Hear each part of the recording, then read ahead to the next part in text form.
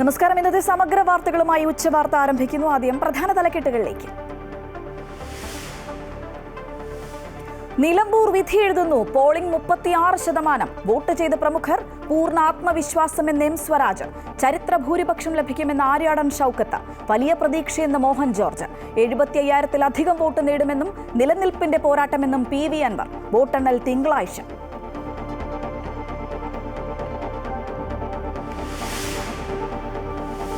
RSS ബന്ധ വിവാദത്തിൽ ആദ്യ CPM ജനറൽ സെക്രട്ടറി P. സുന്ദരയ്യയുടെ രാജി ഓർമ്മിപ്പിച്ച് മുഖ്യമന്ത്രിക്ക് KC വേണുഗോപാലിന്റെ കത്ത്. കണ്ണടച്ചാൽ ചരിത്രമില്ലാതാകില്ലെന്നും പിണറായി ആദ്യം നിയമസഭയിലെത്തിയത് RSS പിന്തുണയുടെയെന്നും ആരോപണം. CPM RSS ബന്ധം ആവർത്തിച്ച VD സതീശൻ. MV ഗോവിന്ദന്റെ പരാമർശം ദുർവ്യാഖ്യാനം ചെയ്തു എന്ന് LDF.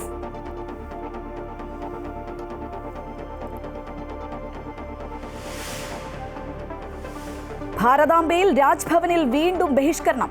ചടങ്ങ് ബഹിഷ്കരിച്ച് മന്ത്രി V. ശിവൻകുട്ടി. ഭാരതാംബ ചിത്രം വെച്ചത് സ്കൗട്ട് ആൻഡ് ഗൈഡ് പരിപാടി. ഗവർണറെ അതൃപ്തി അറിയിച്ചു. ഗവർണർക്ക് അഹങ്കാരവും ധിക്കാരവും എന്ന് V. ശിവൻകുട്ടി. മന്ത്രിയുടേത് പ്രോട്ടോകോൾ ലംഘനമെന്ന് രാജ്ഭവൻ.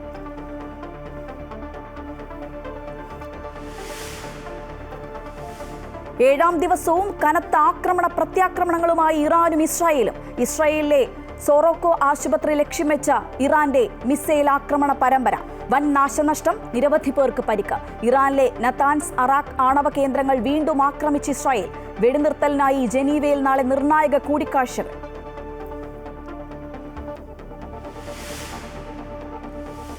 പാലക്കാട് മുണ്ടൂരിൽ ജീവനെടുത്ത് കാട്ടാന. മരിച്ചത് ഞാറക്കോട് സ്വദേശി കുമാരൻ. ആക്രമിച്ചത് പുലർച്ചെ 3:30 വീടിന് സമീപത്ത് വെച്ച്. ആന ജനവാസ മേഖലയിൽ തുടരുന്നു. പ്രതിഷേധിച്ച് നാട്ടുകാർ. ന്യായമായ പരിഹാരം കാണുമെന്ന് മന്ത്രി AK ശശീന്ദ്രൻ.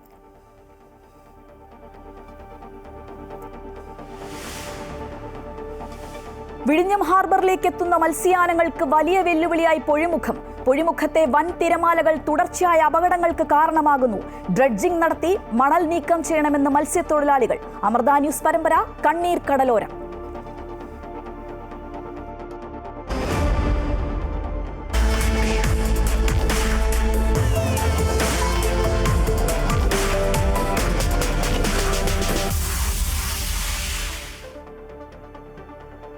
നിലമ്പൂർ വിധി എഴുതുകയാണ്. ഉച്ചവരെയുള്ള പോളിംഗ് 36% കടന്നിരിക്കുകയാണ്. ഇടയ്ക്കിടെ പെയ്യുന്ന മഴയിലും രാവിലെ മുതൽ തന്നെ മിക്ക ബൂത്തുകളിലും വോട്ടർമാരുടെ നീണ്ട നിരയാണ് ഉള്ളത്. 2,32,000 വോട്ടർമാരാണ് വിധി എഴുതുന്നത്. നിലമ്പൂരിൽ നിന്ന് KK പ്രശാന്ത് ചേരുകയാണ്. പ്രശാന്ത്, നമുക്കറിയാം കഴിഞ്ഞ തവണത്തെ പോളിംഗ് ശതമാനം 75.23% അത് ഇത്തവണ മറികടക്കുമോ എന്നുള്ളതാണ് ഒരു ആകാംക്ഷ. കാരണം ഈ ഒരു തെരഞ്ഞെടുപ്പ് വരുത്തി വെച്ചതാണ് എന്നുള്ള തരത്തിൽ പ്രചരണങ്ങളൊക്കെ ഉണ്ടായിരുന്നു. പക്ഷേ അതുകൊണ്ട് തന്നെ അത് ഈ ഒരു ശതമാനം എത്രയായിരിക്കും എന്നുള്ളൊരു ആകാംക്ഷയെ സൂചിപ്പിച്ചതുപോലെ ഉണ്ട്. നിലവിലെ കണക്കനുസരിച്ച് എങ്ങനെയാണ് കാര്യങ്ങൾ?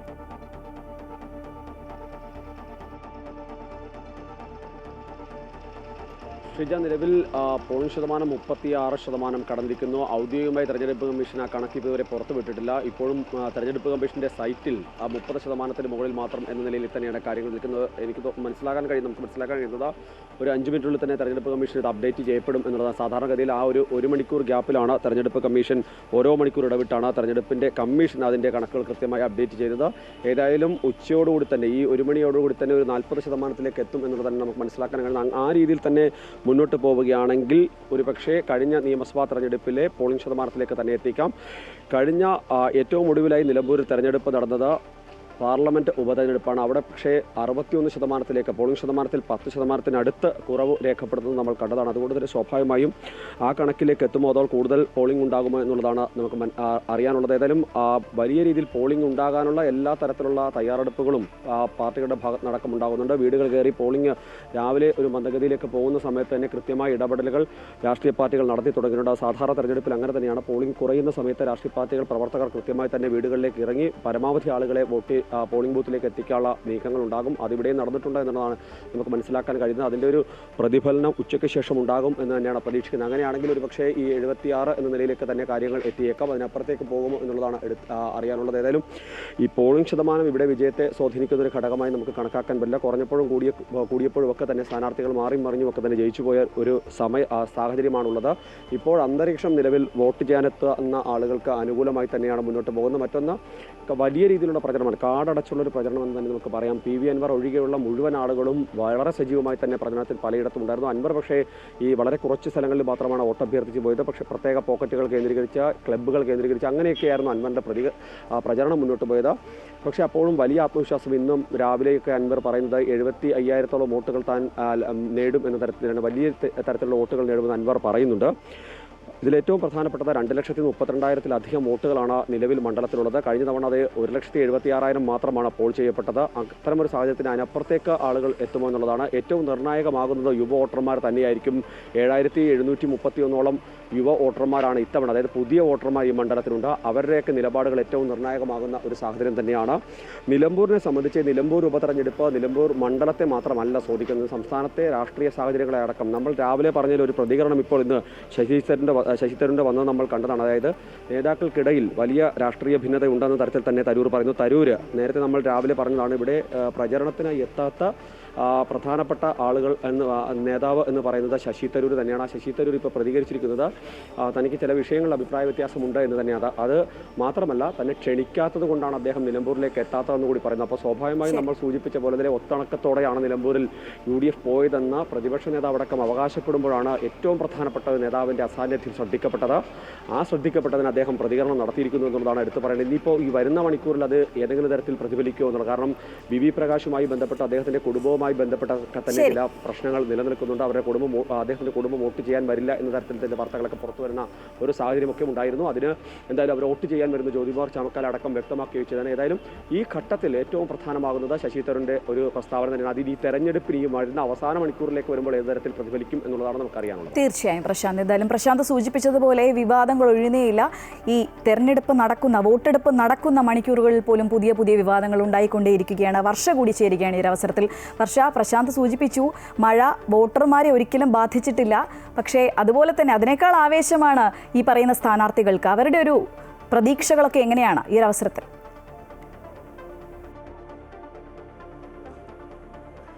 അതെ ശ്രീജ, തീർച്ചയായും സ്ഥാനാർത്ഥികളെല്ലാം വലിയ പ്രതീക്ഷയിലാണ്. രാവിലെ എല്ലാവരും നമ്മളോട് പ്രതികരിച്ചിരുന്നു. രാവിലെ തന്നെ UDF സ്ഥാനാർത്ഥി അരടൻ ഷൗക്കത്തും അതുപോലെ LDF സ്ഥാനാർത്ഥി M സ്വരാജും NDA സ്ഥാനാർത്ഥിയായിട്ടുള്ള മോഹൻ ജോർജും വോട്ട് രേഖപ്പെടുത്തിയിട്ടുണ്ട്. മൂവരും കുടുംബത്തോടൊപ്പം എത്തിയാണ് വോട്ട് രേഖപ്പെടുത്തിയത്. സ്ഥാനാർത്ഥികളും കുടുംബവും എല്ലാം വലിയ പ്രതീക്ഷയിലാണ്. തങ്ങൾക്ക് വിജയം ഉറപ്പ് എന്നുള്ളതാണ് എല്ലാ സ്ഥാനാർത്ഥികളും ഒരുപോലെ പറയുന്നത്. അപ്പോഴും ഈ പറഞ്ഞ വിവാദങ്ങളെല്ലാം ഇവിടെ പുകഴുന്നുണ്ട് എന്നുള്ളതാണ് ഏറ്റവും പ്രധാനപ്പെട്ട കാര്യം. രാവിലെ എല്ലാം മഴ വലിയ പ്രതിസന്ധി ആയിരുന്നുവെങ്കിലും ഇപ്പോൾ ഏകദേശം തെളിഞ്ഞൊരു കാലാവസ്ഥയാണ്. അതുകൊണ്ട് തന്നെ നിരവധി പേരാണ് വോട്ട് ചെയ്യാൻ വേണ്ടി ഈ പോളിംഗ് ബൂത്തിലേക്ക് എത്തുന്നത്. അപ്പോഴും 75%, കഴിഞ്ഞ തവണത്തെ പോലെ 75% എത്തുമോ എന്നുള്ളതാണ് ഏറ്റവും വലിയ പ്രധാനപ്പെട്ട കാര്യം. അങ്ങനെ എത്തിയാൽ മാത്രമേ ഈ മുന്നണികളും അതേപോലെ സ്ഥാനാർത്ഥികളും പറയുന്ന ഒരു ഭൂരിപക്ഷം അവർക്ക് ലഭിക്കുകയുള്ളൂ. എന്തായാലും സ്ഥാനാർത്ഥികളെല്ലാം വലിയ പ്രതീക്ഷയിലാണ്. UDF പ്രധാനമായും മുന്നോട്ട് വെക്കുന്നത് ഈ ഭരണവിരുദ്ധ വികാരം തന്നെയാണ്. അത് നിലമ്പൂരിൽ പ്രകടമാകുമെന്നുള്ളതാണ് ആര്യാടൻ ഷൗക്കത്ത് പ്രതികരിച്ചത്. ചരിത്രപരമായ ഭൂരിപക്ഷത്തോടു കൂടി ജയിക്കുമെന്നുള്ള കാര്യം കൂടി ആര്യാടൻ ഷൗക്കത്ത് പറയുന്നുണ്ട്. M സ്വരാജും വലിയ ആത്മവിശ്വാസത്തിലാണുള്ളത്. കാരണം കൂടുതൽ ജനകീയ പ്രശ്നങ്ങൾ കൊണ്ടുവരാൻ വേണ്ടി, ജനകീയ പ്രശ്നങ്ങൾ പ്രചാരണത്തിൽ ചർച്ച ചെയ്യാൻ വേണ്ടി കഴിഞ്ഞു എന്നുള്ള ആത്മവിശ്വാസം M സ്വരാജിനുണ്ട്. NDA സ്ഥാനാർത്ഥിയും വലിയ ആത്മവിശ്വാസമാണ്. അദ്ദേഹം പറഞ്ഞ പ്രധാനപ്പെട്ട കാര്യം മോദിയുടെ വികസനങ്ങൾ പലതും ജനങ്ങളിലേക്ക് എത്തിക്കാൻ വേണ്ടി സാധിച്ചു. അതുകൊണ്ട് തന്നെ പൂർണ്ണ വിശ്വാസമുണ്ട്. മലയോര മേഖലയിലെല്ലാം വലിയ രീതിയിൽ വോട്ട് കിട്ടുമെന്നുള്ള വിശ്വാസമാണ് NDA സ്ഥാനാർത്ഥിയായിട്ടുള്ള മോഹൻ ജോർജ് പങ്കുവച്ചത്. അപ്പോഴും ഇവിടെ മറ്റൊരു പ്രധാനപ്പെട്ട കാര്യം, മുമ്പ് പ്രശാന്ത് സൂചിപ്പിച്ച പോലെ തന്നെ VV പ്രകാശിന്റെ കുടുംബത്തെ സംബന്ധിച്ചുള്ള ഈ ആരോപണവും പ്രത്യാരോപണവുമാണ്.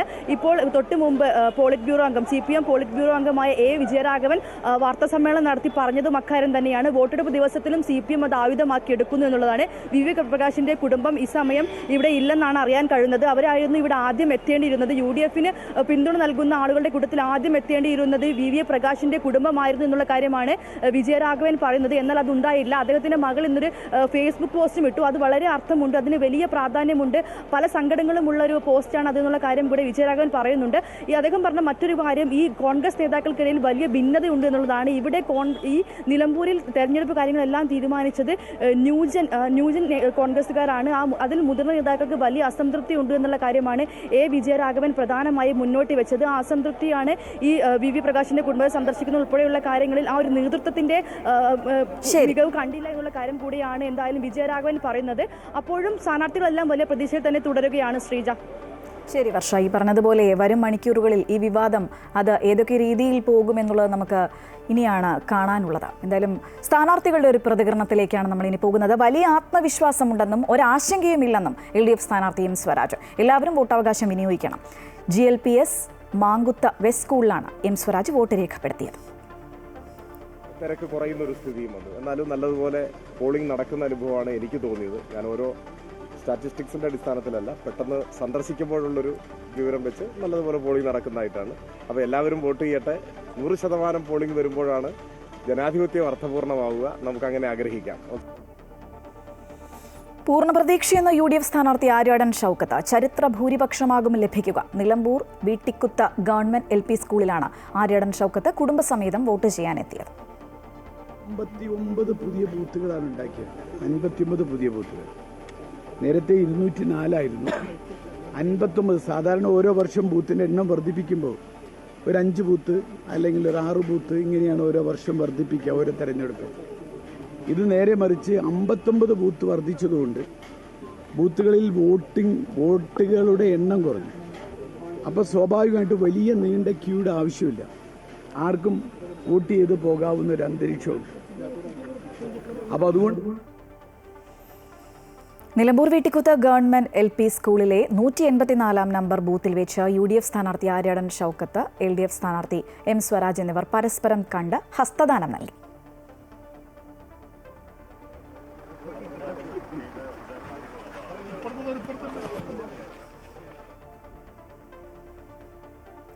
നരേന്ദ്രമോദിയുടെ വികസന പ്രവർത്തനങ്ങൾ ജനങ്ങളിലേക്ക് എത്തിക്കാൻ കഴിഞ്ഞിട്ടുണ്ട് എന്നും വലിയ പ്രതീക്ഷയുണ്ടെന്നും NDA സ്ഥാനാർത്ഥി മോഹൻ ജോർജ്. മോഹൻ ജോർജിന് നിലമ്പൂരിനെ നയിക്കാൻ കഴിയട്ടെ എന്ന് ഭാര്യയും പ്രതികരിച്ചു. നല്ല പ്രതീക്ഷയാണ്. എന്തിനാ സംശയിക്കുന്നത്? നരേന്ദ്രമോദിയുടെ വികസന നയം ജനങ്ങളിലേക്ക് എത്തിക്കാൻ ഞങ്ങൾക്ക് സാധിച്ചു. അതാണ് ഞങ്ങൾക്ക് ഏറ്റവും വലിയ പ്രതീക്ഷ. തീർച്ചയായിട്ടും വികസിത ഭാരതം എന്ന മുദ്രാവാക്യം, ഞങ്ങൾ വികസിത നിലമ്പൂർ എന്ന മുദ്രാവാക്യം എടുത്തിരിക്കുകയാണ്. ഞങ്ങളുടെ രാജീവ് ചന്ദ്രശേഖർജി ഒരു പ്രകടന പത്രിക ഇറക്കിയിരിക്കുന്നു. ആ പ്രകടന പത്രികയ്ക്ക് അനുകൂലമായി ചിന്തിക്കുന്ന ഒരുപാട് പേർ എനിക്ക് മെസ്സേജ് അയച്ചിട്ടുണ്ട്. തീർച്ചയായിട്ടും അത് ഞങ്ങൾക്ക് അനുകൂലമാകും. ഞങ്ങൾ നിലമ്പൂരിൻ്റെ വികസനമാണ് ഞങ്ങൾ ആഗ്രഹിക്കുന്നത്. ഞങ്ങൾക്ക് രാഷ്ട്രീയ വിവാദങ്ങൾ ജനങ്ങളെ വിഡ്ഢികളാക്കുന്ന പ്രചരണമാണ് 3 മുന്നണികളും മണ്ഡലത്തിൽ നടത്തിയത് എന്ന സ്ഥാനാർത്ഥി PV അൻവർ. തനിക്ക് അനുകൂലമായ ജനവിധി ഉണ്ടാകുമെന്നും അൻവർ പ്രതികരിച്ചു. ആവേശപൂർവ്വം ബൂത്തിലേക്ക് വരുമ്പോഴും മൃഗാറ്റ ചർച്ച ചെയ്യപ്പെടുമെന്നത് വസ്തുതയാണ്. എന്നാൽ 3 മുന്നണികളും വളരെ ബുദ്ധിപൂർവം ജനങ്ങൾ നേരിട്ട ഇത്തരം വിഷയങ്ങളെ ചർച്ച ചെയ്യാതെ അന്താരാഷ്ട്ര വിഷയങ്ങൾ പോകുന്ന വോട്ടർമാരെ വിഡ്ഢികളാക്കുന്ന ഒരു ഭരണം ഈ തെരഞ്ഞെടുപ്പിലുണ്ടാകും. അത് സ്വാഭാവികമായിട്ടും ഈ ജനകീയ സ്ഥാനാർത്ഥി എന്ന നിലയ്ക്ക് എനിക്ക് അനുകൂലമാണ്. 100% ഞാൻ ആദ്യം പറഞ്ഞ 75,000 വോട്ട് എന്നതിൽ നിന്ന് ഞാൻ ഒന്നുകൂടി വ്യത്യസ്തമാക്കി പറയുകയാണ്. വീണ്ടും വർദ്ധിക്കും. എങ്ങനെയാണ് 7 വയസ്സുള്ള ഒരു കുട്ടിക്ക് ഈ ഒരാഴ്ചയായിട്ട് തീരുമാനിക്കപ്പെട്ട PV എന്നതിൻ്റെ ചിഹ്നം കത്രിക എന്നറിയുന്നത്? ആ വീട്ടുകാരാ കാര്യം അത്രയും ഗൗരവമായിട്ട് ചർച്ച ചെയ്യുന്നുണ്ട്. അതാണ് വോട്ട്. ആ വോട്ടാണ് വരുമെന്ന് ഞാൻ പറയുന്നത്. മുതിർന്ന നാടക നടിയും സിനിമാ താരവുമായ നിലമ്പൂർ ആയിഷ വോട്ട് രേഖപ്പെടുത്തി. മുക്കട്ട AUP സ്കൂളിലെ 193 നമ്പർ ബൂത്തിലായിരുന്നു വോട്ട്. സ്വരാജ് വിജയിക്കുമെന്നും ആയിഷ പ്രതികരിച്ചു.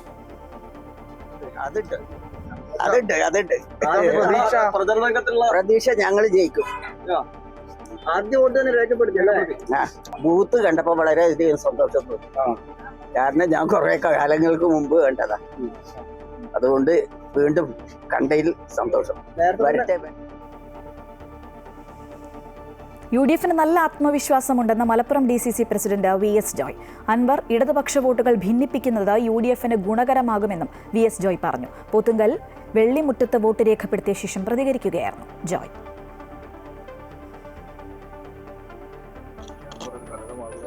നല്ല പ്രതീക്ഷയാണ്. ഞങ്ങളെ സംബന്ധിച്ച് ഇത് പിണറായി വിരുദ്ധ തരംഗമാണ് ഈ തെരഞ്ഞെടുപ്പിന്റെ ഏറ്റവും വലിയ ഒരു ത്രെഡ് എന്ന് പറയുന്നത്. അത് നല്ല രീതിയിൽ ഞങ്ങൾക്ക് പോളിംഗ് ബൂത്തിൽ നിന്ന് ജനങ്ങൾക്കിടയിൽ നിന്ന് ഞങ്ങൾക്ക് അനുഭവിച്ചെടുക്കാൻ കഴിയുന്നുണ്ട്. പിണറായി വിരുദ്ധ തരംഗം ഒരു ഓളമായി തുടങ്ങി, അതൊരു തിരമാലയായി മാറി, അതൊരു സുനാമിയായി മാറുമെന്ന പ്രതീക്ഷയാണ്. UDFന്റെ ഭൂരിപക്ഷം കുതിച്ചു വരും. പ്രവചനാതീതമായ ഒരു ഭൂരിപക്ഷത്തോടു കൂടി ഞങ്ങൾക്ക് വിജയിച്ചു വരാൻ കഴിയും. LDF-ൽ യാതൊരു വിധത്തിലുള്ള ഏകോപനവുമില്ല എന്ന് പ്രതിപക്ഷ നേതാവ് വി ഡി സതീശൻ. MV ഗോവിന്ദനും ബിനോയ് വിശ്വവും മുഖ്യമന്ത്രിയും ഓരോരോ കാര്യങ്ങൾ പറയുന്നു. CPM RSS ബന്ധമുണ്ടായിരുന്നു എന്നുള്ളത് എല്ലാവർക്കും അറിയുന്ന കാര്യമാണ്. നിലമ്പൂരിൽ 15,000-ലധികം വോട്ട് നേടി ആര്യാടൻ ഷൗക്കത്ത് വിജയിക്കുമെന്നും വി ഡി സതീശൻ പറഞ്ഞു. ഏറ്റവും വലിയ തമാശ എന്ന് പറയുന്നത് CPM-ലും LDF-ലും യാതൊരു തരത്തിലുള്ള ഏകോപനവും ഇല്ല. പരസ്പര വിരുദ്ധമായ അഭിപ്രായങ്ങൾ അവർ പറയുകയാണ്. CPM general secretary MV Govindan ഒന്ന് പറഞ്ഞു, CPI general secretary Binoy Viswam വേറെന്ന് പറഞ്ഞു. ഇത് രണ്ടും അല്ലാത്ത വേറൊരു കാര്യം മുഖ്യമന്ത്രി പിണറായി വിജയൻ പറയാം. മുഖ്യമന്ത്രി ഇന്നലെ എഴുതി വായിച്ച എന്താണെന്ന് അദ്ദേഹത്തിനും മനസ്സിലായില്ല, ഞങ്ങൾക്കും മനസ്സിലായില്ല, നാട്ടുകാർക്കും മനസ്സിലായില്ല. എന്താ പറഞ്ഞതെന്ന് വളരെ കൃത്യമായിട്ടുള്ള കാര്യമാണ് പറഞ്ഞത്. മുഖ്യമന്ത്രി അത് നിഷേധിക്കുകയാണ്. RSS ബന്ധത്തിന്റെ പേരിലെ കോൺഗ്രസ് CPM പോര് അവസാനിക്കുന്നില്ല. മുഖ്യമന്ത്രിക്ക് മറുപടിയുമായി KC വേണുഗോപാൽ. പിണറായി വിജയൻ ആദ്യമായി നിയമസഭയിലെത്തിയത് RSS പിന്തുണയോടെയെന്ന ആരോപണം. P സുന്ദരയ്യയുടെ രാജിക്കത്തും 77-ലെ തെരഞ്ഞെടുപ്പും ഓർമ്മിപ്പിച്ച ഫേസ്ബുക്ക് പോസ്റ്റ്. രാജ്യസഭാ സീറ്റ് BJPക്ക് ദാനം നൽകിയ KC വേണുഗോപാലിന്റെ ട്യൂഷൻ വേണ്ട എന്ന മന്ത്രി മുഹമ്മദ് റിയാസിന്റെ മറുപടി. ഇതിനിടെ MV ഗോവിന്ദന്റെ വാക്കുകൾ മാധ്യമങ്ങൾ വളച്ചൊടിച്ചു എന്ന ആരോപണവുമായി LDF കൺവീനർ TP രാമകൃഷ്ണനും രംഗത്തെത്തി. മുഖ്യമന്ത്രി വാർത്താ സമ്മേളനം നടത്തി നിലപാട് വ്യക്തമാക്കിയിട്ടും വോട്ടെടുപ്പിന്റെ തലേന്ന് പാർട്ടി സെക്രട്ടറി നടത്തിയ RSS പ്രസ്താവനയിൽ CPM-ന് തലയൂരാൻ കഴിയുന്നില്ല. വോട്ടെടുപ്പ് ദിനത്തിലും കോൺഗ്രസ് CPM-നെതിരായ ആയുധത്തിന് മൂർച്ച കൂട്ടുകയാണ്. RSS-മായി CPM-ന് ഒരു കാലത്തും ബന്ധമുണ്ടായിരുന്നില്ല എന്ന് ആവർത്തിച്ചു വ്യക്തമാക്കിയ മുഖ്യമന്ത്രിക്ക് മറുപടിയുമായി AICC general secretary KC Venugopal രംഗത്ത് വന്നു. CPM ജനറൽ സെക്രട്ടറി ആയിരുന്ന P സുന്ദരയ്യ പാർട്ടി വിടാനുള്ള കാരണം ചൂണ്ടിക്കാട്ടി നൽകിയ രാജിക്കത്തും 77-ലെ തെരഞ്ഞെടുപ്പും ഓർമ്മിപ്പിച്ചുകൊണ്ട് ഫേസ്ബുക്ക് പോസ്റ്റിലൂടെ KC ആദ്യമെത്തി. വരാൻ പോകുന്ന തദ്ദേശ നിയമസഭാ തെരഞ്ഞെടുപ്പുകളിൽ സംഘപരിവാറുമായി കൈകോർക്കാനും വോട്ടുകൾ പ്രീണിപ്പിക്കാനുമുള്ള ആദ്യഘട്ട ദൗത്യമാണ് MV ഗോവിന്ദൻ നടത്തിയതെന്നും ആരോപിച്ചു. ഞങ്ങൾക്ക് വോട്ടാക്കാൻ ഇത്തരം വർഗീയ കാര്യങ്ങളൊന്നും വേണ്ട ആവശ്യമില്ല. പക്ഷേ ഇവിടെ ചോദ്യം നേരത്തെ ചോദിച്ചതാണ്, ഇത്ര ഒരു മൃദുവായിട്ടുള്ള കാര്യം പണ്ട് നടന്ന ഒരു ബാന്ധവത്തെക്കുറിച്ച് ഓർമ്മിപ്പിച്ചുകൊണ്ട് പാർട്ടി സെക്രട്ടറി എന്തിന് പ്രസ്താവന ഇറക്കി? അത് അന്വേഷിക്കേണ്ടത് CPM-ൽ ഏതെങ്കിലും മതേതര വിശ്വാസികളുണ്ടെങ്കിൽ അവരൊന്ന് അന്വേഷിക്കണം, ഉഴുന്നിറങ്ങി അന്വേഷിക്കണം. എന്തുകൊണ്ടാണ് പാർട്ടി സെക്രട്ടറി ഇത് പറഞ്ഞതാണോ പറയിപ്പിച്ചതാണോ? രാജസ്ഥാനിൽ നിന്നുള്ള തന്റെ രാജ്യസഭാ സീറ്റ് രാജിവെച്ച് BJPക്ക് ദാനം നൽകിയ KC വേണുഗോപാലിന്റെ ട്യൂഷൻ മതനിരപേക്ഷ കേരളത്തിന് ആവശ്യമില്ലെന്നായിരുന്നു മന്ത്രി മുഹമ്മദ് റിയാസിന്റെ മറുപടി. ഹരിയാനയിൽ BJPയെ ജയിപ്പിക്കാനുള്ള കൊട്ടേഷൻ KCക്കായിരുന്നുവെന്ന് കോൺഗ്രസ് നേതാക്കൾ വ്യക്തമാക്കിയതാണെന്നും റിയാസ് ആരോപിച്ചു. അതിനിടെ MV ഗോവിന്ദന്റെ വാക്കുകൾ മാധ്യമങ്ങൾ വളച്ചൊടിച്ചതെന്ന ആരോപണവുമായി LDF കൺവീനർ TP രാമകൃഷ്ണൻ രംഗത്തു വന്നു. CPM ഒരു കാലത്തും RSS-മായി കൂട്ടുചേർന്നിട്ടില്ലെന്നും ഇനിയുണ്ടാകില്ലെന്നും LDF കൺവീനർ പറഞ്ഞു. ഇടതു വലതു മുന്നണികൾക്ക് ഏറെ നിർണായകമായ നിലമ്പൂർ ഉപതെരഞ്ഞെടുപ്പിൽ അവസാന നിമിഷമുണ്ടായ രാഷ്ട്രീയ വിവാദത്തിൽ തെരഞ്ഞെടുപ്പിന് ശേഷവും ചൂടേറിയ ചർച്ചകൾ തുടരുമെന്ന കാര്യത്തിൽ സംശയമില്ല. അമൃത ന്യൂസ്, തിരുവനന്തപുരം. രാജ്ഭവനിൽ വീണ്ടും ഭാരതാംബ വിവാദം. രാജ്ഭവനിലെ ചടങ്ങ് ബഹിഷ്കരിച്ച വിദ്യാഭ്യാസ മന്ത്രി V Sivankutty. Scout and guides വിദ്യാർത്ഥികൾക്ക് സർട്ടിഫിക്കറ്റ് വിതരണം ചെയ്യുന്ന സംസ്ഥാന സർക്കാരിന്റെ പരിപാടിയാണ് രാജ്ഭവനിൽ നടത്തിയത്. എന്നാൽ വിദ്യാഭ്യാസ മന്ത്രി വരുന്നതിന് മുൻപ് തന്നെ പരിപാടി തുടങ്ങുകയും അതോടൊപ്പം ഭാരതാംബയുടെ ചിത്രം വേദിയിൽ സ്ഥാപിക്കുകയും ചെയ്തിരുന്നു. ഇതിൽ വിയോജിച്ച മന്ത്രി ഗവർണറെ പ്രതിഷേധം അറിയിച്ച ശേഷം വേദിയിൽ നിന്ന് മടങ്ങിപ്പോയി. ഗവർണർക്ക് അഹങ്കാരവും ധിക്കാരവും എന്ന മന്ത്രി പിന്നീട് മാധ്യമങ്ങളോട് പ്രതികരിച്ചു. എന്നാൽ വിദ്യാഭ്യാസ മന്ത്രി നടത്തിയത് പ്രോട്ടോകോൾ ലംഘനമെന്നാണ് രാജ്ഭവന്റെ പ്രതികരണം. നടക്കുന്ന യോഗങ്ങളിൽ വയ്ക്കുന്ന ഭാരതാംബ എന്ന് പറഞ്ഞ് വയ്ക്കുന്ന RSS വിശ്വസിക്കുന്ന ആളാണ് അത് അവർ ഈ കാര്യം നിരന്തരമായി ചെയ്തുകൊണ്ടിരിക്കുകയാണ്. ഇപ്പൊ RSSന്റെ കാര്യാലയങ്ങളിലൊക്കെ ചെയ്യുന്ന കാര്യങ്ങളാണ് രാജ്ഭവനിൽ ഇപ്പം ചെയ്തുകൊണ്ടിരിക്കുന്നത്. അദ്ദേഹം അത് തുടരും എന്നുള്ളത് തന്നെയാണ്. സർക്കാർ ബഹിഷ്കരണത്തിലൊന്നും പോകുന്നില്ല. പിന്നെ സർക്കാർ പറയുന്നത് ഭാരതാംബയുടെ പടമൊന്നും ഔദ്യോഗിക ചടങ്ങുകളൊന്നും വയ്ക്കാൻ വേണ്ടി പറ്റിയൊന്നുമില്ല. കൂടുതൽ വിവരങ്ങളുമായി അൺഫിലിറ്റ് ഡിസൂസ ചേരുകയാണ്. അൺഫിലിറ്റ്, രാജ്ഭവനിൽ വീണ്ടും ഭാരതാംബ വിവാദം അത് വീണ്ടും കൊഴുക്കുകയാണല്ലോ. തീർച്ചയായും ശ്രീജ, കൃഷിമന്ത്രി P പ്രസാദ് ഭാരതാംബ ചിത്രത്തെ ചൊല്ലി വിവാദമുണ്ടായി ദിവസങ്ങൾക്ക് പിന്നിട്ടില്ല. അതിനു മുമ്പ് തന്നെ ഇപ്പോൾ വീണ്ടും മന്ത്രി വി ശിവൻകുട്ടി ഇന്ന് വീണ്ടും രാജ്ഭവനിൽ ഒരു ചടങ്ങിലെത്തുന്നു. പൊതു ചടങ്ങാണ്, അതായത് സ്കൗട്ട് ആൻഡ് ഗൈഡ്സ് വിദ്യാർത്ഥികൾക്ക് സർട്ടിഫിക്കറ്റ് വിതരണം ചെയ്യുന്ന ഒരു ചടങ്ങാണ്. അത് സർക്കാർ നടത്തുന്ന വിദ്യാഭ്യാസ വകുപ്പ് നടത്തുന്ന പരിപാടി. അത് എല്ലാ വർഷവും രാജ്ഭവനിൽ വെച്ച് നടത്താറുണ്ട്. അതേ രീതിയിൽ ഇന്ന് പരിപാടിക്ക് മുഖ്യമന്ത്രി ശിവൻകുട്ടിക്ക് ക്ഷണമുണ്ടായിരുന്നു. അതനുസരിച്ച് 11 മന്ത്രി രാജ്ഭവനിൽ എത്തുന്നു. പക്ഷേ മന്ത്രി എത്തുന്നതിന് മുൻപ് തന്നെ അതിൽ അധ്യക്ഷനായിരുന്നു മന്ത്രി എത്തുന്നതിന് മുമ്പ് തന്നെ ആ ചടങ്ങ് നടക്കുകയും ചെയ്തിരുന്നു. അത് ആദ്യത്തെ പ്രതിഷേധം മന്ത്രിക്ക് അതിലുണ്ടായിരുന്നു. അതിനുശേഷം അവിടെ കാണുന്നത് വിവാദമായ ഭാരതാംബയുടെ ചിത്രം, അതായത് ഇത്രയും നാള് ഈ കൃഷിവകുപ്പുമായി ബന്ധപ്പെട്ട വിവാദം ഉണ്ടാകുമ്പോൾ ഈ ചിത്രം, ഏത് ചിത്രത്തെ ചൊല്ലിയാണ് വിവാദമുണ്ടായത്, അതേ ചിത്രം തന്നെ രാജ്ഭവനിലൂടെ പൊതുചടങ്ങിൽ പൊതുവേദിയിൽ സ്ഥാപിച്ചിരിക്കുന്നു. ഇതിന് ശേഷം അവിടെ സ്ഥാപിച്ചിരിക്കുന്നു. അതിനുശേഷം മന്ത്രി ഇതിനോട് വിയോജിപ്പുണ്ടെങ്കിൽ പോലും മന്ത്രി അധ്യക്ഷ പ്രസംഗം, അദ്ദേഹത്തിന്റെ പ്രസംഗം പൂർത്തിയാക്കുകയും ചെയ്തു. അതിനുശേഷം ഗവർണർ ആ വേദിയിൽ തന്നെ ആ പ്രതിഷേധം രേഖപ്പെടുത്തുകയും ചെയ്തിരിക്കുന്നു. മന്ത്രി ഈ വിയോജിപ്പ്, അതായത് ഈ രീതിയിൽ ഭരണഘടന, ഇതൊരു പൊതുപരിപാടിയാണ്, ആ പൊതുപരിപാടിയിൽ ഭരണഘടന എന്താണ് അനുശാസിക്കുന്നത് അതനുസരിച്ച് ചിത്രങ്ങളും ഫോട്ടോകളും മാത്രമേ അത് പ്രദർശിപ്പിക്കാൻ പാടുള്ളൂ എന്നും, മാത്രമല്ല ഈ രീതിയിൽ ഒരു RSSന്റെയോ അല്ലെങ്കിൽ RSSന്റെ കൊടിയോ സ്ഥാപിച്ചിട്ടുള്ള രീതിയിലുള്ള ചിത്രങ്ങളൊന്നും വയ്ക്കാൻ പാടില്ല എന്നും ഇതിനോടുള്ള വിയോജിപ്പ് മന്ത്രി പറയുന്നു. അതിനുശേഷം സ്കൗട്ട് ആൻഡ് ഗൈഡ്സിലെ വിദ്യാർത്ഥികളോട് ഭരണഘടന എന്താണോ അനുശാസിക്കുന്നത് അതനുസരിച്ച് മാത്രമേ പ്രവർത്തിക്കാവൂ എന്നുള്ള ഒരു നിർദ്ദേശം കൂടി കൊടുത്തതിനു ശേഷമാണ് ആ വിയോജിപ്പ് പ്രകടിപ്പിച്ചുകൊണ്ട് മന്ത്രി ആ പരിപാടിയിൽ നിന്ന് ഇറങ്ങിപ്പോവുകയാണ് ഉണ്ടായത്. എന്നാൽ ആ പരിപാടിയിൽ നിന്ന് മന്ത്രി ഇറങ്ങിപ്പോയതിനു ശേഷം പിന്നീട് മാധ്യമങ്ങളോട് മന്ത്രി ഗവർണർക്കെതിരെ അതിരൂക്ഷ വിമർശനം നടത്തി. ഗവർണർക്കെതിരെ ആഞ്ഞടിക്കുകയുണ്ടായത്. ധിക്കാരവും അഹങ്കാരവും നിറഞ്ഞ നിലപാടാണ് മന്ത്രി ഗവർണറുടെ ഭാഗത്തുനിന്നുണ്ടായെന്ന് പറയുന്നു. പക്ഷേ ഈ സംഭവം നടന്ന ശേഷം ഗവർണർ ആകട്ടെ ആ നിലപാടിൽ ഭാരതാംബ ചിത്ര വിവാദം വീണ്ടും കൊഴുക്കുകയാണ്. രാജ്ഭവനിലെ ചടങ്ങ് ബഹിഷ്കരിച്ചിരിക്കുകയാണ് വിദ്യാഭ്യാസ മന്ത്രി വി ശിവൻകുട്ടി. വിവരങ്ങളുമായി ഒപ്പം ചേരുകയായിരുന്നു അൺഫിലി ഡിസൂസ. നിലമ്പൂരിൽ പ്രചരണത്തിന് തന്നെ ക്ഷണിച്ചിട്ടില്ല എന്ന ശശി തരൂർ. ആര്യാടൻ ഷൗക്കത്ത് നല്ല സ്ഥാനാർത്ഥിയാണ്. കോൺഗ്രസ് പ്രവർത്തകർ ആത്മാർത്ഥതയോടെ പ്രവർത്തിച്ചിട്ടുണ്ട്. നിലമ്പൂരിൽ കോൺഗ്രസ് ജയിക്കണം എന്ന് തന്നെയാണ് ആഗ്രഹം. നേതൃത്വത്തോട് പലപ്പോഴും അഭിപ്രായ വ്യത്യാസം ഉണ്ടായിട്ടുണ്ട്. പക്ഷേ എല്ലാവരോടും തനിക്ക് സൗഹൃദം മാത്രം. തന്റെ ലൈൻ മാറിയിട്ടില്ല എന്നും പ്രധാനമന്ത്രിയോട് സംസാരിച്ചത് ഔദ്യോഗിക കാര്യങ്ങൾ മാത്രമാണെന്നും തരൂർ പറഞ്ഞു. ഞാൻ എവിടേക്കും പോകുന്നില്ല. ഞാൻ കോൺഗ്രസിന്റെ ഒരു അംഗമാണ്. കോൺഗ്രസ് പാർട്ടിക്ക് എന്നെ കുറിച്ചുള്ള എന്താണ് വിചാരം കോൺഗ്രസ് പാർട്ടി തന്നെ പറയട്ടെ. എന്നോട് ചോദിക്കാൻ ആവശ്യമില്ല. ഞാൻ ഇവിടെ തന്നെ പ്രവർത്തിക്കുന്നു. ജനങ്ങൾ തിരുവനന്തപുരത്ത് നൽകിയ വിശ്വാസം ഞാൻ 3 തവണ ആത്മാർത്ഥത പൂർത്തിയാക്കി. 4ാം തവണ അവർ തന്ന വിശ്വാസങ്ങൾ ഞാൻ ഇന്നത്തെ ഭൂരിപക്ഷം നടന്ന മീറ്റിംഗ്സും ചർച്ചകളും ഒക്കെ നമ്മുടെ തിരുവനന്തപുരത്തിന്റെ വിഷയങ്ങളെക്കുറിച്ച് മാത്രമേ ആയിരുന്നുള്ളൂ. വേറെ ഒരു രാഷ്ട്രീയം ഇന്നലെ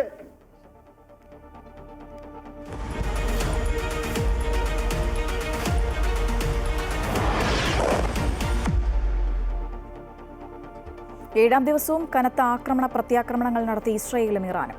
ഇസ്രയേൽ നടത്തിയ ആക്രമണങ്ങൾക്ക് മറുപടിയായി ഇറാന്റെ മിസൈൽ വർഷം. ബീർഷേബയിലെ ആശുപത്രി തകർത്തു. നിരവധി പേർക്ക് പരിക്കേറ്റതായും വൻ നാശനഷ്ടമുണ്ടായതായുമുള്ള റിപ്പോർട്ടുകളാണ് പുറത്തുവരുന്നത്. സൊറക്ക ആശുപത്രിക്ക് നേർക്കുണ്ടായ ആക്രമണം മനഃപൂർവ്വവും ക്രിമിനൽ കുറ്റവുമെന്ന് ഇസ്രയേൽ ആരോപിച്ചു. ഇസ്രയേലിലെ നെഗവ് റീജിയനിലെ മുഴുവനായി ആശ്രയിച്ചു വരുന്ന ആശുപത്രിയാണിത്. അതേസമയം ഇറാന്റെ ആക്രമണത്തിന് തക്ക വില നൽകേണ്ടി വരുമെന്ന് ഇസ്രയേൽ പ്രധാനമന്ത്രി ബെന്യാമിൻ നെതന്യാഹു എക്സിൽ കുറിച്ചു. നേരത്തെ ഇറാനിലെ അറക് ന്യൂക്ലിയർ റിയാക്ടർ ആക്രമിച്ചുവെന്നും അതിന്റെ പ്രവർത്തനം സ്തംഭിപ്പിച്ചുവെന്നും ഇസ്രയേൽ സേന അവകാശപ്പെട്ടിരുന്നു. നതാൻസ് ന്യൂക്ലിയർ റിയാക്ടറിൽ വീണ്ടും IDF ആക്രമണം നടത്തി. അതിനിടെ യുദ്ധത്തിൽ അമേരിക്കയുടെ പ്രത്യക്ഷ ഇടപെടലുകൾ ഉണ്ടാകുമോ എന്നതിൽ അനിശ്ചിതത്വം തുടരുകയാണ്. ജനീവയിൽ ഐക്യരാഷ്ട്രസഭാ കൗൺസിൽ നാളെ യോഗം ചേരും. സംഘർഷത്തിൽ അടിയന്തര വെടിനിർത്തൽ കരാർ കൊണ്ടുവരേണ്ടതിന്റെ സാധ്യത ചർച്ച ചെയ്യും. റഷ്യ, ചൈന, അൾജീരിയ എന്നീ രാജ്യങ്ങളുടെ അഭ്യർത്ഥനയെ തുടർന്നാണ് UN കൗൺസിൽ യോഗം ചേരുന്നത്. സമാന്തരമായി ഇറാൻ വിദേശകാര്യ പ്രതിനിധി ബ്രിട്ടൻ, ജർമ്മനി, ഫ്രാൻസ് തുടങ്ങിയ യൂറോപ്യൻ യൂണിയൻ പ്രതിനിധികളുമായി ചർച്ച നടത്തും. ഇറാനിൽ നിന്നും ഒഴിപ്പിച്ച ഇന്ത്യക്കാരുമായുള്ള ആദ്യ വിമാനം ഡൽഹിയിലെത്തി. 110 ഇന്ത്യക്കാരാണ് വിമാനത്തിലുള്ളത്. 90 പേരും ജമ്മു കശ്മീർ സ്വദേശികളാണ്. 20 പേർ മറ്റ് സംസ്ഥാനങ്ങളിൽ നിന്നുള്ളവരാണ്. തിരിച്ചെത്തിയവരെ സ്വീകരിക്കാൻ ഉന്നത ഉദ്യോഗസ്ഥർ വിമാനത്താവളത്തിലെത്തി. പാലക്കാട് മുണ്ടൂരിൽ ജീവനെടുത്ത് കാട്ടാന. ഞാറക്കൂട് സ്വദേശി കുമാരനാണ് മരിച്ചത്. 61 വയസ്സായിരുന്നു. രാവിലെ 3:30ഓടെയാണ് ആക്രമണമുണ്ടായത്. വീടിന് സമീപത്ത് വെച്ചായിരുന്നു ആക്രമണം. കാട്ടാന ജനവാസ മേഖലയിൽ തുടരുകയാണ്. കഴിഞ്ഞ ഏപ്രിലും കാട്ടാന ആക്രമണത്തിൽ മുണ്ടൂരിൽ ഒരാൾ മരിച്ചിരുന്നു.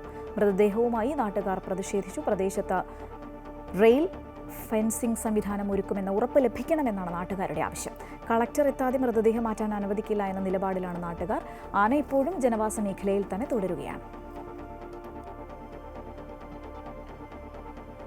പാലക്കാട് മുണ്ടൂരിൽ വയോധികനെ കാട്ടാന ചവിട്ടിക്കുന്ന സംഭവത്തിൽ അനുശോചനം അറിയിച്ച വനം മന്ത്രി AK ശശീന്ദ്രൻ. ജനങ്ങളുടെ പ്രതികരണങ്ങൾ സ്വാഭാവികമാണെന്നും അവർ ഉയർത്തുന്ന ആവശ്യങ്ങൾക്ക് ന്യായമായ പരിഹാരം കാണുമെന്നും മന്ത്രി അറിയിച്ചു. കാട്ടാനയെ തുരത്തി ഓടിക്കാൻ പടക്കം പൊട്ടിക്കുന്നത് പോലുള്ള പഴഞ്ചൻ സംവിധാനങ്ങളാണ് ഉപയോഗിക്കുന്നത്. അതിനു പകരം ആധുനിക രീതിയിലുള്ള പമ്പ് എയർ ഗൺ പോലുള്ളവ ഉപയോഗിക്കുമെന്നും അദ്ദേഹം അറിയിച്ചു.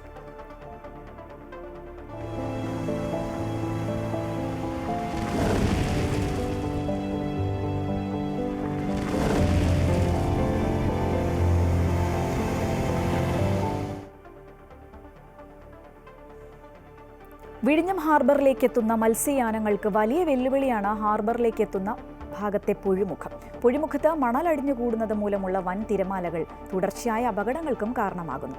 ഡ്രഡ്ജിംഗ് നടത്തി പുഴിമുഖത്തെ മണൽ നീക്കം ചെയ്യണമെന്നാണ് മത്സ്യത്തൊഴിലാളികളുടെ ആവശ്യം. ദിനവും ആയിരക്കണക്കിന് മത്സ്യയാനങ്ങൾ എത്തുന്ന സംസ്ഥാനത്തെ പ്രധാന ഹാർബറുകളിലൊന്നാണ് വിഴിഞ്ഞം ഹാർബർ. ഇവിടേക്കെത്തുന്ന വള്ളങ്ങൾക്കും ബോട്ടുകൾക്കും വലിയ വെല്ലുവിളിയാണ് അഴിമുഖത്ത് അടിഞ്ഞുകൂടുന്ന മണൽ സൃഷ്ടിക്കുന്നത്.